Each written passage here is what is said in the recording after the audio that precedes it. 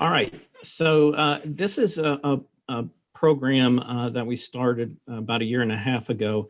We received a diversity inclusion grant from Elon to create some empirical projects for a new senior capstone course that we had for a new major for economic consultants. So this was designed for a smaller class. Last two times we've offered it, we've had roughly 12 students in each class. So I want to start off with just some of the results the students will get when they run this project. And I'm going to place the results in the context of the New York Times article by Lisa Cook and Anita Opoku-Ajaman. All right. So the first result I want to share with you is that our students were really interested in looking at entry-level positions. And so they wanted to know something about economists in the US who are under the age of 30 that had a bachelor's degree in economics, particularly women. And we're going to use the US Census's American Community Survey 5-year estimates to explore that answer. So women with bachelor's degree that reported being economists that were also under the age of 30 was 38%. Place that in the context of the Cook article, that's low relative to most majors in the US. If you look across all majors, roughly 57% of women are majoring in the field, in other fields. The second question we asked and looked at was focusing on kind of the intersection between gender and race. And so we looked at the shares of Black women with bachelor's degrees, again, using the American Community Survey. What we found is less than 1% of Black women with bachelor's degree were economists. All right. And so again, placing it in the context of the New York Times article, you can see pretty quickly that there's really a low number of Black women in this profession. And it's consistent with some of the stories we're seeing and the literature that we're seeing in this particular area.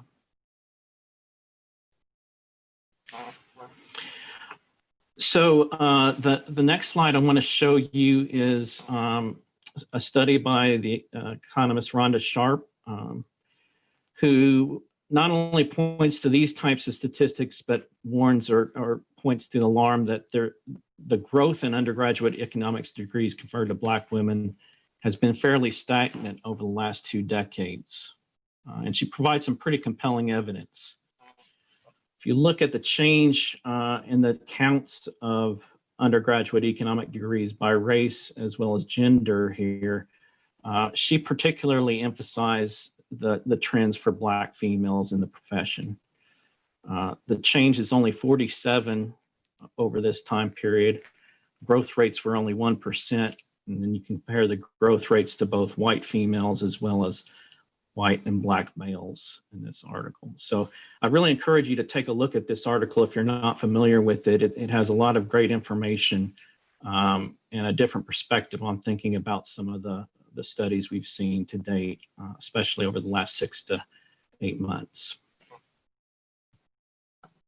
All right, so let's get on to some of the details of the empirical project, what it looks like, how we designed it in the class. Again, the goal is to empower students to find, report, and use the facts that I've just given you on the first 2 slides. A second part of the project, though, is to look at, have students frame their own diversity questions, but I really encourage them to look at it from their own angles. So I don't give a lot of prompts in terms of what you should be studying. I let students do that from their own personal experiences and their own disciplines as well. And then last but not least, we emphasize both writing very concise 1-page memorandums. These folks are going into entry-level economist positions in the consulting world. And we also emphasize reproducible methods using Stata. So step 1 here is I try to link it to a real-world application. Katie and I both worked in the consulting field, and so kind of giving students an actual application in the context of a proposal seems really good in terms of what students would get exposed to. We emphasize who the audience is, whether we're going to write to the client or whether we're going to write to a proposal leader. We use the Small Business Administration's RFQ that they offered several years ago as a prompt for this particular project. And students have commented that being able to do or actually deal with the proposal that they face in the real world really makes this project really rich in terms of getting some experience of what they might face in the real world in their new employment. Second step, we want them to really practice finding and preparing data. The data set we use is the American Community Survey. We use the public use micro data set for this.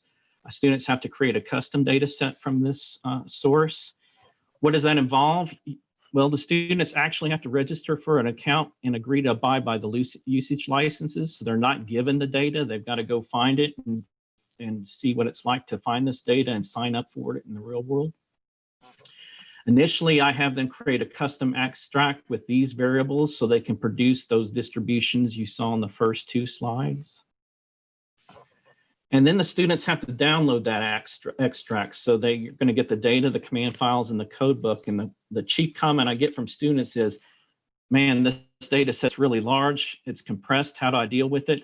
And it really just seems really, really messy. And that's exactly what we want them to do. We don't want to give them a data set in Excel and just read it into Stata. We want them to actually work to get the data, work with messy data. Once the students have extracted that data set, we do an in-class lab and I present them with a model Stata analysis. Again, they produce the first two numbers in the slides. They'll use commands like describe, summarize, and tabulate. They also get some experiences in restricting the samples by occupation and age, as well as using commands related to sample weights. All right, and so very simple exercise, but students really like doing this, and it gives them some ideas on what to do for their next step of the project as well. And then students use regression analysis after they frame their own questions, so they'll have to go back and do an actual new extract with variables that they're interested in. All right, so the last step 4 is writing and reproducing results. They're doing a role play. Your audience is the proposal leader that wants you to perform some basic regression analysis. She asks you to use your creativity, identify your own angle, emphasis, and then you will have to do the following steps: collect new variables, use regression analysis, prepare a one-page business memo, and then at the end, you have to deliver the Stata code and data to another economist, so they have to do a quality control check. So writing the script, common directory structures, and reproducing memo results. Wanted to give you 2 examples in closing of what some students have done in the project. This team was a group of white female economists. They were looking at the economic consultant industry as well as R&D industries where economists work, dividing up the story by gender. A second group included several white male economists as well as a black male economist. What they did is they looked at the jobs they're going to enter in and their occupations, looked them up in the American Community Survey, and did a racial breakdown compared to the fields as well. And some students have commented that this could be really helpful during interviews because they can see who their peers might be and see how different they are based on averages across the US as well.